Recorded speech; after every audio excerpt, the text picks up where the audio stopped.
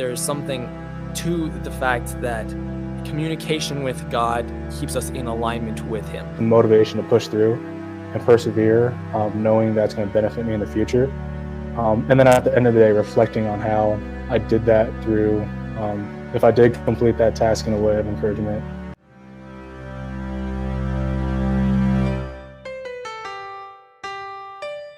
You're listening to the Such Is Life podcast.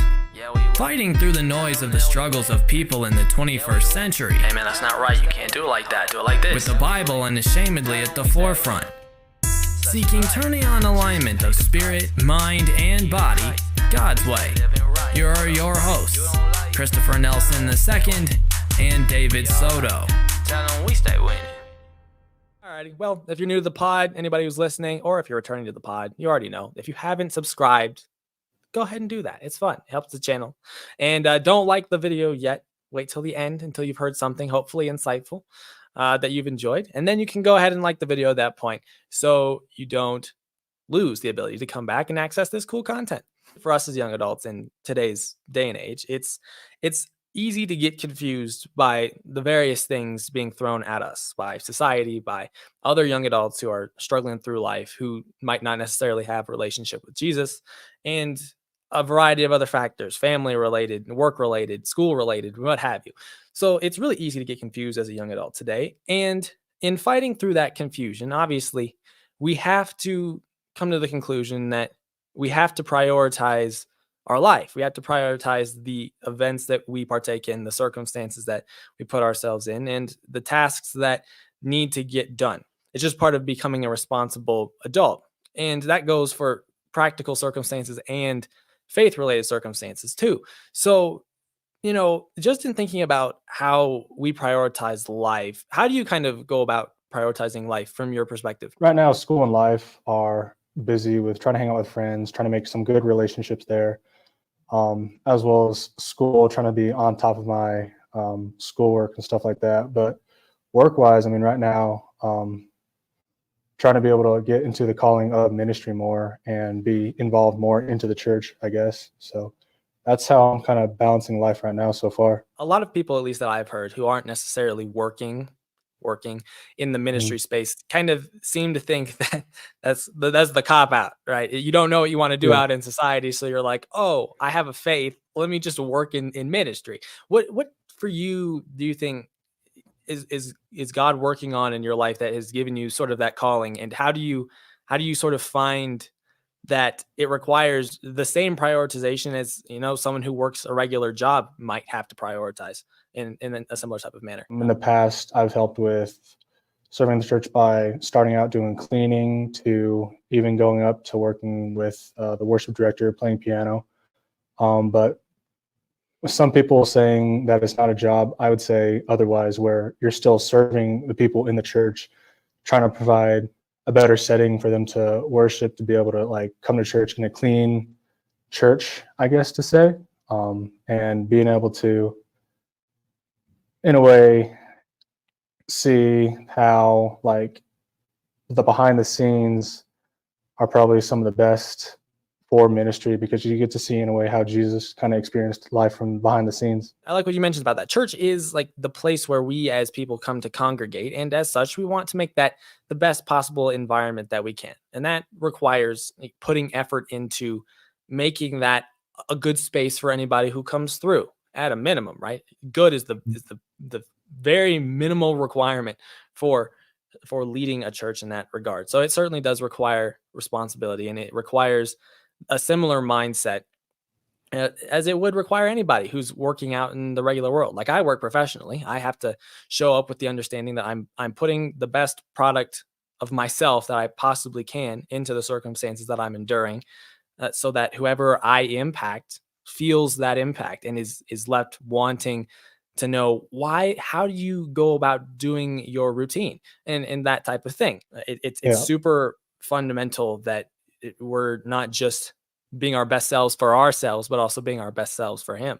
So that brings us kind of to the idea of priorities, right? There are so many different things that we have to manage in personal life, with relationships, with work responsibilities, school responsibilities, all that. How do you kind of go about keeping yourself organized on a regular basis? Is God number one. Got to keep him up there. And that's what first gives me the motivation to keep going through life and the hope of just like if it's a bad day, assuming it's going to turn to a good day. But then the second priority for me is schoolwork.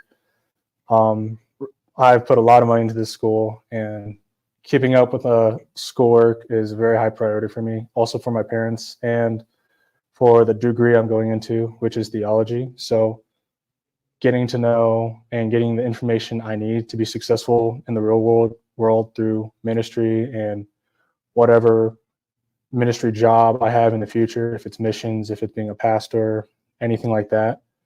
And then I guess the third tier from there is life, specifically friendships, friendships with my roommates and getting along with them, as well as getting along with friends on campus, if it's studying with them, if it's playing a game of like spike ball or like pool or something like that. Do you have like any unique approaches that you think about when you're acting in any of those circumstances in particular, like a particular emphasis that keeps you in alignment with completing the task at hand, let's say? If we're going off tier one, like following God, you always got to start with the Bible, end with the Bible, and throughout the day, like pray with whatever need it is. If it's peace with roommates, friends, or peace from like stressing over a test or an exam like that. Second tier is schoolwork. Through the day, I'm always at school, always trying to be ahead of schedule. Well, ahead of schedule with certain stuff. And then at the end of the day, when I have some free time with friends and all the schoolwork is kind of settled, just kind of having, in a way, like fellowship with good Christian guys and girls, just to be able to like even just sit down, talk about life, talk about how the relationship with God is, and just get close with them through there. The thing about that too is that each of those requires you to understand the circumstances and surrounding those interactions, right? So you're not going to interact with your friends the same way you'd interact with your family. You're not going to necessarily pray for your friends in the same way you're going to pray for your family. But all that to say that their prayer is first and foremost, right? Of our responsibility as believers when it comes to understanding the priorities in our life and understanding what we're supposed to do in the circumstances that we're a part of. So it's great that you've made that a part of your routine. I've made that a much greater part of my routine over the last year or so, just as I've grown in my faith personally. And I've certainly seen the benefit of that, because I think we tend to put prayer on this sort of pedestal. And a lot of us tend to think that, oh, this is just this really high achieving, sort of responsibility that Christians are supposed to have. I don't know if I'm there yet. I don't know if I can pray effectively. And it's like, well, you don't know until you've tried. And we're told in scripture to do that. We're told in scripture that prayer is valuable and that there is something to the fact that communication with God keeps us in alignment with him.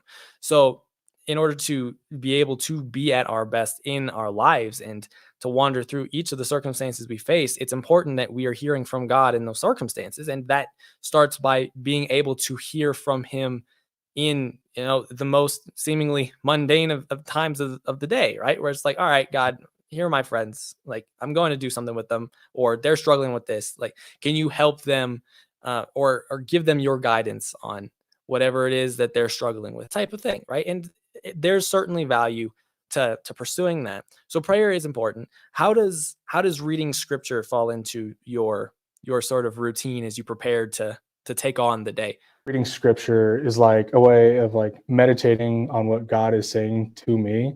If it's like a psalm of encouragement to get through like a day of discouragement, like last few weeks have been midterms, and so a lot of the students have been stressing. I've been stressing myself over exams, but reading that verse of encouragement gives me, like, I guess, the motivation to push through and persevere, knowing that's going to benefit me in the future. And then at the end of the day, reflecting on how I did that through, if I did complete that task in a way of encouragement, or if I did receive the information that I needed from that. Is there a particular way that you go about reading scripture that keeps it more as a practicality instead of just something that's ethereal, like, like good to think about? For me, I have a Bible plan of like, so right now I'm going through Judges, and I go through Judges, and then I go to a Proverbs that I'm going in, and it's like a day by day. So read a chapter of Judges, read a chapter of Proverbs, read the next chapter of Judges, and so on and so forth, going through the Bible. That plan has helped me knowing that even the very smallest and minute details can have a really big impact in your life and have really big information involving it. And that's super helpful through my Old and New Testament classes that I'm taking. I kind of do something similar. I'm just reading straight through the Bible right now, just because I think it's disappointing that I've grown up a Christian and I haven't just read straight through. So I've been going through that plan, if you like it, over the last few months or so. So I've definitely seen the value in having a focused approach to reading scripture, right? Because a lot of us just think that reading scripture is good, which it is, but like you want to maximize your ability to understand what you're reading. So you're not just knowing scripture, but it's also being understood and applied in your life.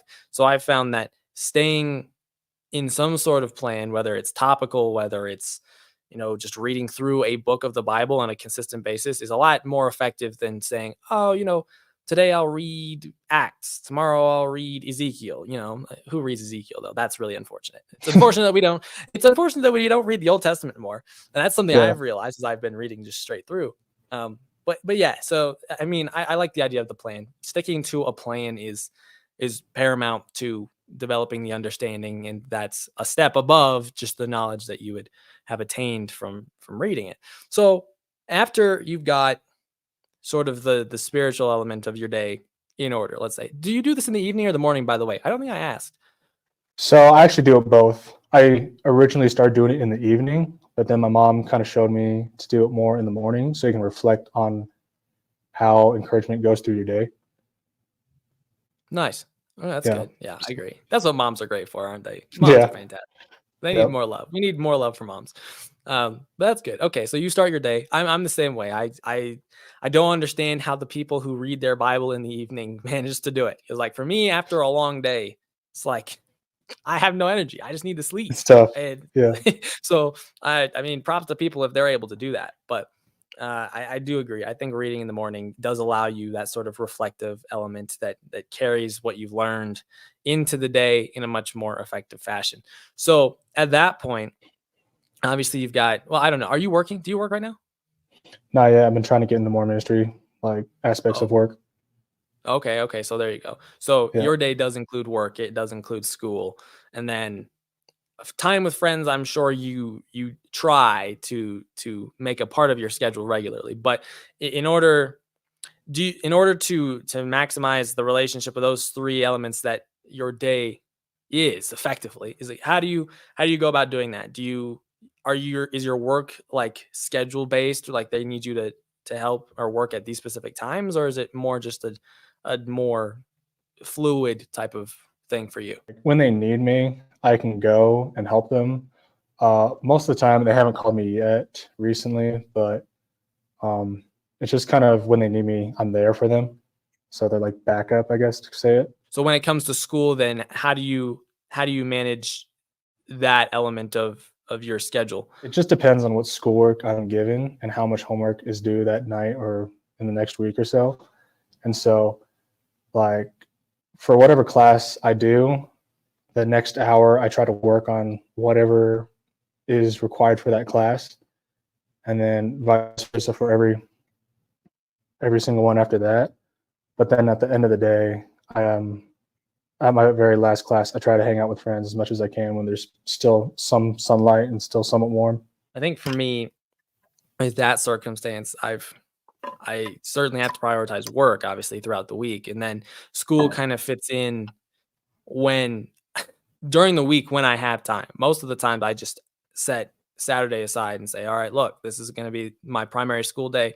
I can get small things done throughout the week, but I understand that Saturday is going to be my primary day for doing school. So I'm a lot more inflexible on my end. But despite the inflexibility, I've found a way to to value school to the point where even after I've had a long work day, I just sit down and I say to myself, all right, let me just take a quick break and just knock something out, because there's value in being productive, even if it's not a lot, right? And that's important for us to realize, because when you make efforts to succeed, apparently, as you continue to make even the smallest of steps towards success, that eventually turns into exponential growth in terms of your pursuit of success. So that's certainly a concept that I've realized a lot more recently, is the idea that, all right, even if I can get just a little bit done throughout the day, it'll benefit me so much more eventually, to the point, not even just from the perspective of getting the work done, but also from the perspective of I'm building those habits, right, where things need to get done and I get them done.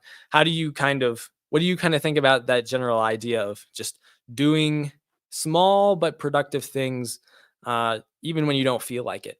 So I unfortunately don't do that. I should do that, but from friends who do take that step of just taking like a small little chunk at a time and going forward every single day from there, I've heard that they have more time at the end of the day to like hang out with friends and not really stress about having a whole big chunk of time of like work that they have to manage just to get schoolwork done. Plus, if they're working a job on top of that, trying to manage and juggle schoolwork as well as work at the same time. Um, but taking a chunk at a time, I've seen super beneficial. It is important, especially for us as younger people, to build those habits, right? Because this is the easiest life gets for us going forward. Yeah. So, it only gets more complicated. So, building those habits will transition throughout our life, especially when the workload gets a lot more intense, when life responsibilities pick up, when family becomes a thing, right? And such. So I guess the last element there that you mentioned was the idea of friends and fitting in time for other people into your day. How do you kind of go about setting boundaries that allow you to hang out with them, but at the same time that say, hey, I've got school to do or I've got work to do and I can't hang today? How do you kind of go about balancing the time that you spend with your friends? At the end of the day, I always have a 3:05 class, but at 4:20 I get out, and at that time, all my friends are out. Like if they're hanging out, talking, or playing in the snow, doing a snowball fight, something like that, I can always just have fun with them. But when like 6 o'clock rolls around, that's when I get to work.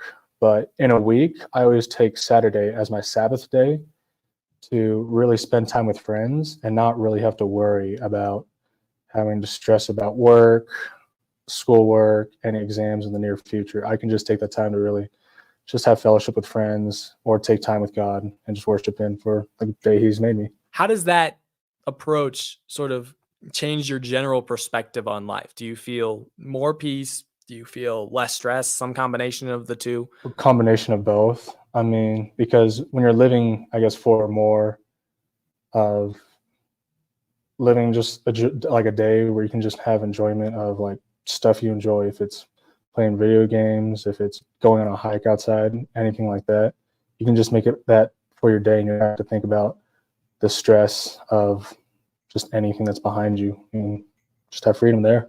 That's the benefit of getting your priorities assembled properly, is that you can enjoy the things that are more fun in life a lot more once you don't have the stress of those nagging responsibilities just gnawing at your feet, let's say. So I mean, it's good to approach life from that perspective where, you know, you set time aside to hang out with people, but in a moderated regard. And it just makes you more able to operate throughout the day, when you at least have some sort of structure in place in that regard. Because I think a lot of people kind of just free will it, and they're like, well, Mhm. whatever whim like overtakes them at whatever point in time, they're just like, yeah, okay, I feel like hanging with friends right now. Sure, it's like 10 p.m. Sure, I have an assignment due this weekend, but that doesn't matter. And it's like, okay, we can really only pass that off as like an excuse for being young for so long Yeah, before like those habits transition into adulthood, and that's not pretty. It's yeah, not pretty to be an adult who can't balance their time and their schedule well. Sticking to schedule is important, but being flexible enough to adapt to the Yeah. changing circumstances that you endure as well is important. So that's a gray area for a lot of people, because it's like, I Yeah. know I need to schedule, I know I need to set aside time for these important things, but I also don't want to be tied to my schedule. And this is an idea I've mentioned before on the pod, where it's like, you're a new person pretty much every day. Why? Because you know something today that you didn't know yesterday. You've lived longer just in general, so you're physically older by a day, and stuff Yeah. like that. So like, tailor your schedule in a way that makes you, number one, like, want to do it. Like, schedule Yeah. your day in the best possible way that you can, in a way that you would enjoy partaking in the tasks that you have to do. But at the same time, understand that there's flexibility there, and like, you shouldn't resent your schedule. You should tailor your schedule in a way that is best suited for the you of today. Maybe not, and maybe that is different. It should be different from the you of yesterday. Yeah. So with that in mind, it's like, well, just there's leeway there. So build the schedule the way that you feasibly can, but at the same time gives you wiggle room to kind of just enjoy life, right? Even though not every task you'll do is enjoyable by default. I think in summary, this it's an important issue, and today's obviously going to be a shorter podcast than usual, but uh, if there's one takeaway from this discussion that we've had, it's just the idea that understanding that priorities are a thing that are to be addressed as like important elements of our reality and our existence is certainly something that we have to carry into our strategic approach to life, right? There, people will pass off the characteristics differences of people who are more maybe type A and like super schedule oriented and like, this needs to happen at this time type of thing, versus the people who are more, I guess, type B and more like whim of the moment uh, type of people. Those will be passed off as personality differences, but ultimately in our pursuit of success, whether that be spiritually, whether it be mentally, physically, you have to come to the conclusion that there is a reality that involves both. And that's the beauty of reality, is that like, you can have a completely different approach fundamentally than someone else. Maybe it's you're mostly type A and someone is mostly type B, but at the end of the day, you need elements of both in order to reach your optimal potential that is God given, so you can live on purpose in a more effective way. And I think that by understanding sort of how those are structured throughout the day will give us a better understanding of, hey, how can I get to know God better and improve my spiritual growth and in an optimal manner. And the same type of thing when it comes to getting ready for the day, mentally, physically, and then actually doing the things that we're responsible for doing throughout the day as well. Just getting in that sort of mindset and approach is really beneficial. And I think that with that understanding, we can go far, and we'll be a lot less confused and a lot less pulled by society in our attempts, especially as young adults, to figure out how the next stage of life is done and how it's done best. So, with that said, thank you for listening to this episode. Like I said, it was pretty short, but it's good every once in a while. We've had some really long ones. This is our first fairly short one. There's a good balance. So, Jack, thank you for hopping on. It's a pleasure, Yeah, sir. thank you. Yeah, of course. It's always good to get the pulse of people who are doing life in a different capacity than our listeners might be, than I might be. And thankful that you were able to hop on with us today. All righty. For anybody who hasn't subscribed or liked the video yet, go ahead and do that. Hopefully you learned something fun. Hopefully you got a takeaway that you hadn't considered in a while at a minimum. Maybe you learned something new. But we'll see you next week. Until then, peace out. Take care.